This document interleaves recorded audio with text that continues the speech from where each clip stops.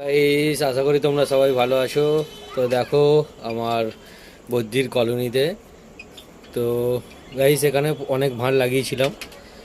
তো এই ভাঁড়ে কিছু কিছু বাচ্চা আছে, এগুলো বড় হয়ে গেলে বেরিয়ে গেলেই তো আমি সব ভাঁড় খুলে দেবো।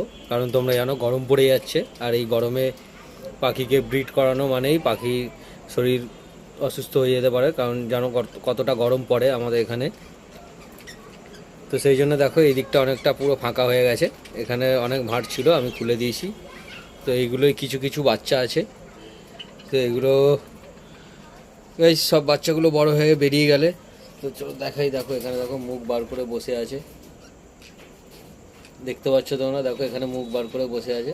তো এই বাচ্চাগুলো বড় হয়ে গেলে বেরিয়ে গেলেই তো দেখো এই ভাঁড়ের মধ্যে বাচ্চা আছে। তো গাইজ, ভিডিওটা ভালো লাগলে প্লিজ একটা লাইক করে দিও, আমার চ্যানেলটা সাবস্ক্রাইব করে দিও।